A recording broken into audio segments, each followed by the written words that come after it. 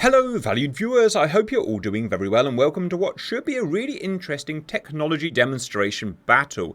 We've done several battles so far showing use cases of the brand new US super long range weapon, the AIM-174B, but in each case we've had the weapon guided along its mid-course by a long range AWACS radar. You guys tell me that's simply not realistic, that's not how missiles will be guided in the 2020s. It's much more realistic that they will be guided by hidden 5th gen aircraft, F-35s acting as AEW rather than the old style, very vulnerable AWACS, and you want me to simulate it, so here we go. In summary today, US F-15s using the long-range big stick AIM-174 are going to aggress onto Russia and try and shoot down their aircraft with the missiles guided in by F-35s.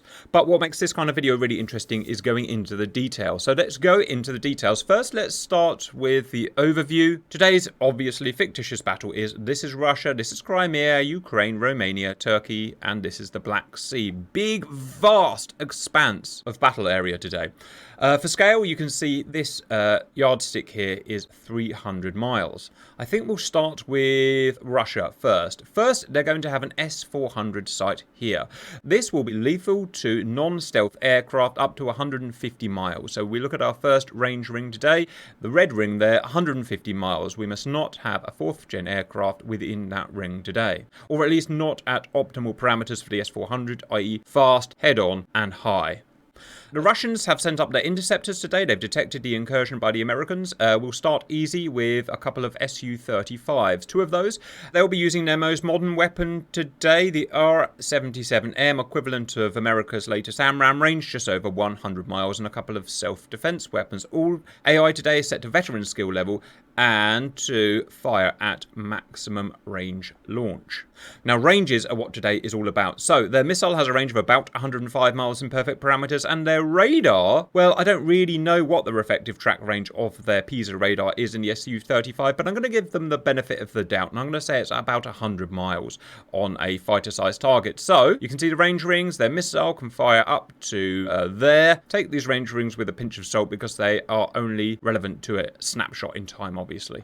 There, and their radar can see up to there. So yellow is the detection or trackable limits of the Russians today, and the red rings are the max firing range of the Russians. As well as that, as per real life, obviously Russia rely on AWACS for guidance and AEW, so they'll have an A-50 here. It's a big aircraft, the equivalent of the American E-3 Sentry, with a massive radar, the most powerful airborne radar on the battlefield today. It can see a fighter-sized target at about 300 miles, and so we've got that ring set up there in yellow. It can see the F-15 here as it passes over the Romanian coast. And that's the Russians. The Americans today are the aggressors, and their objective is to shoot down as many Russian aircraft as they can for as little losses on their own side as possible. We start with the F-15. As I said, it's just coming in from Romania here. Again, massive ranges, you know, over 300 miles from Crimea at this point. It's going to be having its new party piece, the AIM-174B big stick here. It can carry two of them, one there, one there. It also has, and the range of that missile is over 200 miles. The range is really restricted by what the radar can see. It also has some medium range, AIM-120D3, range about 110 miles, and a couple of self-defense weapons, otherwise set up the same as the Russians. So, the big stick has a range of, well, no one knows, but let's just say 200 miles for today, and you can see that range ring in dark blue there. But it can only be shot at what it can see, or what the radar can track. And the state-of-the-art AESA radar in the F-15EX, as good as it is, can still only track fighter-sized targets at about 100 miles, maybe even slightly less. So the light blue circle shows what the F-15 can see and can track. So as good as that big stick is, it can only shoot to here, because that's where the aircraft can track. What it needs is guidance from another aircraft, and that's where our F-35s come in. Our F-35s are placed here. There's two of them, and I'll talk about why in a minute. Note that they're well inside the S-400 range ring, but that's okay. They're fully 5th gen aircraft. They're also stripped down, so no missiles. Exterior, full stealth configuration. They can't be seen by the S-400 unless they were kind of 30 miles or closer. Today, they're going to be acting as an AWACS. They're going to be populating aerial data into a data link which will obviously guide the F-15's missiles. How have we done this? Well, we've been trying to do this for a couple of years and failed every time. So what we've had to do in the end is create a new version of the F-35 in our sim. It's actually an AWACS. It's not a fighter aircraft, so I can't add missiles to it. I can't make it go and fight. It will only do AWACS, so that's what they are. Now, I don't know exactly how they're going to operate in this state in real life, but the best way I can think is having a pair in opposing racetrack. So that means that this guy here will travel to there, then to there, then to there, then to there. And this guy will do the same, but the opposite. What that means is that at all points, one of those aircraft is facing towards Russia. So their radar, which is not omnidirectional like a true AWACS, at least one of those radars is always pointing towards the hostiles, populating the data link. And that's what's going to guide the missile for its mid-course. The state-of-the-art AESA radar in the F-35, again, as good as it is, can only see and track a fighter-sized target, non-stealth target, obviously, at 100 miles or less. So, again, if I put that there, that's where the F-35 can see in light blue. So the idea is the Su-35 cannot be shot at the moment, but when it does venture inside this rough range ring here, it will be populated on to America's data link, and then the big stick will be able to fire. I've got some rough timing markers here. This timing marker is set for when the Su-35 should roughly reach the detection range of the F-35. And I've got an opposing timing marker here for the F-15, assuming they all do what they're supposed to, and that should theoretically give a max launch range today of about 200-ish miles. That's it, viewers. That's how I think F-35s could operate as AEW to guide in big sticks and other long-range weapons. But the proof is always in the eating, so let's go and run it and see what actually happens. Right, unpause, off we go. Let's just have a look at each plane. We've got a single F-15E today. F-15EX with 2 big sticks, 4 AMRAAMs, and 2 sidewinders in case you skipped the briefing, which most of you do. Su-35, a pair of them today. Armed with 6 RR-77M, the equivalent of the American long-range AMRAAM, and a couple of self-defense weapons. We have an AWACS, detection range of about 300 miles today. That will be guiding in all of Russia's missiles today. And finally, we have our AEW pair. 2 unarmed F-35A operating as AEW or AWACS. In case I didn't describe it well in the briefing, they can only populate tracks or targets onto the data link once they're facing towards them, obviously. The radar looks forward and out to the sides, nearly 90 degrees, but it needs to be in that kind of hemisphere. So what should happen is at least one of them will always be facing towards the hostiles. In terms of are they safe or not? Well, theoretically, yes. Let's talk about detection distances. In terms of a fully stealth aircraft like this in stealth configuration, the S-400 will only detect it at about, well, I don't know, and no one really knows, about 30-ish miles, something like that. The AWACS, same kind of power radar, will be able to detect them at about 30 miles as well, and the Su-35s with a fighter-sized radar will only be able to detect them at about 17, 18 miles. I can't remember exactly what we've got it set now, but very, very low. So unless literally these Su-35 just happen to stumble across these F-35s, they're going to be undetectable. And it's unlikely that's going to happen. And even if they did, the F-35s would see that coming and then they would move their racetrack back accordingly or whatever. The Su-35s do, of course, have IR tracking ability here, which can track stealth aircraft at relatively long distances, maybe up to about 60 miles, but it's not a great system. It's actually a legacy system on these Su-35s, and the chances that they'd be looking at that bit of sky at that time with that IR tracker is pretty minimal. They would probably be very focused on the guy that they could actually see. And as we said, the AWACS can see that F-15 at the moment, 282 miles, well within its detection range, and everything is set optimum parameters, everything's head on at the moment. We are 2 minutes and 30 seconds into the sim. Let's see the distance between the two guys, 240 nautical miles so far, and we're working in nautical miles today. Now, we're actually within weapons engagement zone of the big stick at the moment, but what we're seeing here is that no one can actually see these red guys. F-35 is the closest radar, and that's at 125 miles, so it can't see them, or at least it can't generate a track at the moment, so nothing for big stick to fire on, so we're gonna have to wait. This is the point where I start second guessing myself and wonder if I've messed something up. I certainly hope I haven't. We're into 3 minutes now. Distance between aggressors, 220 nautical miles. Now, what I worry about, viewers, is there's always there's a blind spot. Because these don't have full 360-degree radars, like an AWACS, there's always a blind spot when they turn around. In fact, AWACS do actually have blind spots as well. When an AWACS turns at the end of its racetrack, its own wing blocks its own radar. So AWACS also have black spots as well. But when they do their little turn at the end, there's a few seconds when there's no coverage, nothing being added to the data link. Now, the targets won't disappear from the data link. The way the data link works is it will predict where the hostiles are going in that black spot. So the data link will still work, but it's imperative they get the next radar back on the hostile to update the data link. And this one here is just about coming in with parameters now. So this may be the guy that allows the firing. So it's still, unfortunately, he's at the wrong end of his leg, look. So he's still 130 miles away. So this brings into question how F-35s would have to operate to make sure that they're at the right end of their legs. I mean, it can't just hover. It has to fly forwards at 400 knots. It has to make sure that it's at the right end of its racetrack leg at the right time to make sure that it can see the foe at the right time. And timing is everything here. If we're at the wrong end of a leg here, then we lose 40 miles worth of firing distance. That brings the Russians much closer and dangerous. So it's important we get the timing right here, which, by the way, I haven't done or even attempted to do. So we're just going to see what happens.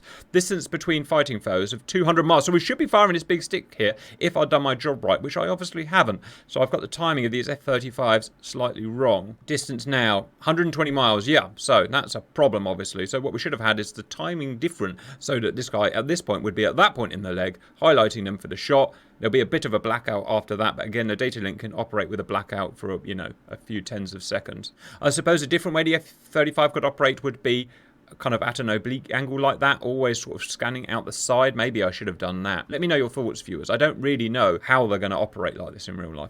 Right, distance is, excuse me, 112 miles, so not long before it starts picking them up. We've wasted valuable firing time. We're down to 185 miles now. And I sit and wait anxiously now to see what happens. And we've got to miss on that. Pause. Right, so the F-35 was 107 miles. So I've got the distance is slightly wrong, but near enough, 7 miles out. And there's the big stick, off it goes. So as soon as that target was populated to the F-15, that missile was fired. Whoosh! He's probably going to fire 2 of them. Yep, there's the other one. Oof. Always impressive to watch. Now, in real life, what the F-15 could and probably would do is turn around and go home. There's no reason for it to go and dogfight and put itself at risk of the Russian long-range weapons. And remember, Russia has very good long-range weapons as well, and guidance. So it would probably turn away and let the F-35s guide on the mid-course. But it's AI, and AI is not that smart. It doesn't understand this type of technology. So it's just going to go at a offensive right crank to keep itself moderately safe. I guess at this point you ask, why aren't humans doing it then? Why can't I have humans doing this and showing you that ideal? But the problem is we've got to the level of technology now in DCS. We're abusing the sim to the level that humans can't operate these weapons anymore. So I have to have AI viewers. We're going to have a small data link blackout now as this guy turns, but hopefully it's not going to affect our missiles too much. The missiles are, wow, 160,000 feet. Why have they gone so high? That's amazing. 2,600 knots, 170,000 feet. For some reason, it's decided it has to do a big loft. And you guys are smarter than me. You know better why it's doing such a big loft. Is it to burn off speed? Is it to, I don't know. The missile is not a throttleable missile. It has a certain amount of impulse all the way. So sometimes to reduce its range, it has to go deliberately steep up, like throwing a rock, vertically up to reduce its range. Or I don't really know. I don't know what I'm talking about, obviously. 180,000 feet, 2,500 knots. Here comes our data link blackout, viewers. This is going to worry me a bit. So we are now in the dark. We're outside of F-15 radar range. We're outside of F-35 radar range. So missiles are now unguided. They revert to INS GPS at this point, but they're essentially unguided. They're just going towards a fixed point. Or, okay, data link being updated by this guy here, 90 miles. Missiles are back in service. Again, it's a shame the F-15 commits. He may even get shot at by the Su-35s. We'll have to see. 145,000 feet. Now, the beauty about the big stick, viewers, the way we've modeled it is they go so high that they retain their potential energy extremely well. Now, because it's coming almost vertically down, look at this. Look how well it can hold its speed as compared to, say, an older AMRAAM that has to travel pretty much flat. 2,700 knots. In fact, I fear it may have missed. Doing some interesting maneuvers. No, it's chasing him down. So they've gone active now. Pause. The F-35s are no longer guiding them at all. They could turn away and go home if they wanted now. As soon as the missile itself gone pitbull, you can turn away and go home. Now, are they going to hit? Well, that depends really what the hostiles are doing more than anything else. How well they're going to defend. 2,200 knots. 2,100 knots. What a brilliant, brilliant missile. 2,000 knots, Mark 2.5, Mark 3. And this one, again, coming down from nearly 200,000 feet. Massive amounts of potential energy it had. Actually helped by its weight. 1,900 knots, 1,800 knots. 1,700 knots. Boom! What a brilliant technology demonstrator. I was on the edge of my seat there. I thought it wasn't going to work. But yeah, perfect. Let us ramp things up at this point. Then that's the end of the exercise. Same situation, viewers. But now I've doubled the amount of F-15s. 2 F-15s. 4 big sticks. F-35 stay the same. But we're now on to 4 hostile interceptors. 2 Su-35s as we saw before. But now 2 dedicated interceptors. The MiG-31. This is, at least in our sim, a very deadly weapon at long range. Its radar is antiquated, but it still has a lot of range on its radar, and we've modelled it basically the same, about 100 miles of track range, same as the other aircraft. It's got the R-37M. This is Russia's equivalent, I guess, of the AIM-174B. It has a maximum official range of 162 miles, so much less than the big stick, but it is a much older and smaller weapon, and a couple of self-defense weapons. So this is going to be a much harder battle for the F-15s, but let's see how it goes. Again, I really don't know what's going to happen, and even if I did, every time I clicked go, it would do something different anyway. Theoretically, everything else should be the same. So what we're going to do now, viewers, is just set my map up. I'm going to speed things up a bit. In fact, no, let's have a look at the venerable MiG-31. They're modelled very, very, very well in our sim. I think they're over-modelled personally. They are old technology at the end of the day. I doubt they would compete really with an F-15. But again, let's do worst-case scenario. I like to do worst-case scenario and make it as hard as possible because that covers you for anything else, basically. We'll speed it up because, as we know, nothing's going to happen until F-35 gets gets a trackable distance on those fighters. Interceptors, sorry. So, out comes Russia defending their territory. In fact, I'm not even sure if this is Russian territory at this point. It's an international sea, isn't it? Alright, 3.5 minutes. Let's check that out. Oh, we're just losing this guy. Okay. Same as last time, isn't it? Fine, we shall wait. So, we know what's going to happen. This guy has to get within 100 or so miles. Pretty much there. Let's see if they fire. Right on cue. Again, not optimal because of the F-35s weren't quite in phase. 1 missile out. 2 missiles out.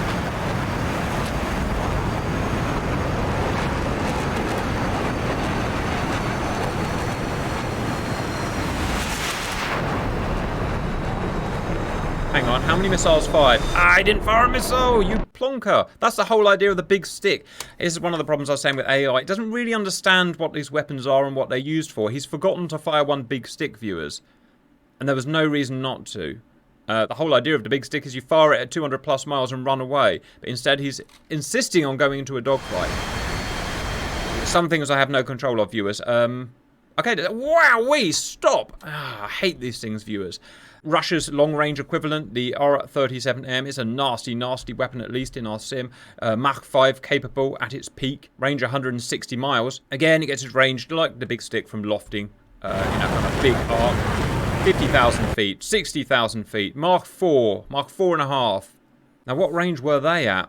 So they fired at, the maximum range 160 miles. So that was really a failing of the F-35s. If the F-35s were in sync better, the big sticks would have fired 30 miles earlier, and we might not have even had an R-37 fired, although by the looks of things we probably were always going to get R-37s fired. The biggest problem for the Americans is one of those Russians is not covered because he's forgotten to fire his bloody big stick, and he's gone into some weird defense. AI problems. American pilots would not be that badly trained, viewers. The R-37M is not as good as the American big stick, viewers. No one's ever claimed it has been. It's relatively old tech. As compared to an SM-6, it's an older rocket motor, it's an older design, it's older avionics. But the core of how it works is the same as the big stick, so it's still very dangerous. So, big sticks are at 170,000 feet, absolutely deadly. Think how much potential energy that's going to convert into kinetic energy. Or maybe think how much mechanical energy it has. That's 2 energies added together.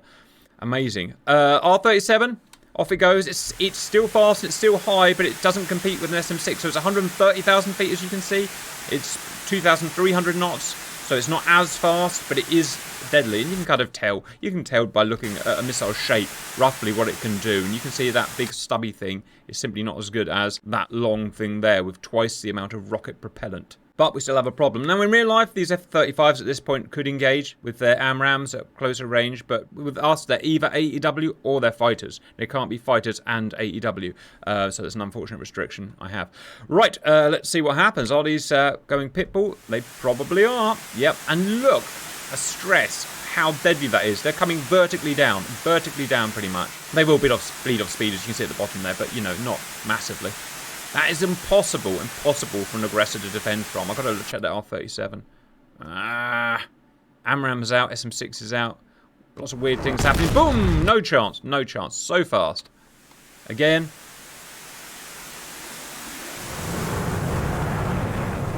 $1,900 knots. There's not much that can defend from that unless you're a Blackbird going Mark III. There is not a lot you can do about that. This guy's turned and ran a long time ago. He may actually beat this just by pure guts. 1,900 knots. 1,800 knots, he'll probably beat it. Oh, no, no, no, no, no, no, no, no, no, no, no, no, no, no, no, no, no. How did he fall for that? Why? Okay, then.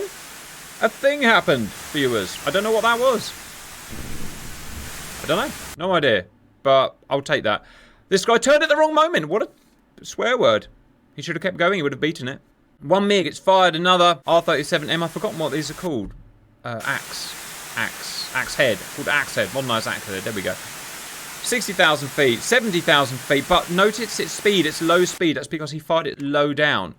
He's at 30,000 feet, and that is low for firing one of these missiles. They want to be at least 40,000 feet, Mark 1.5 to fire a missile like that. A lot of the performance these missiles get, as you probably know, is not what it does itself, it's the thing it's fired from. The thing it's fired from is going at Mark 2, 40,000 feet, it goes miles further and is a much better missile. Look at what it's having to do now. It's having to do some weird pitch-up manoeuvre to try and compensate for the fact it was fired too slow. It's only got so much rocket propellant, obviously. 90,000 feet, it's doing its best. R-37 out. Oh, this gives me the heebie-jeebies. This is a really good sim, this is, viewers. This battle we've put together. I think it's a really good example of the difference in technologies and how they can be used.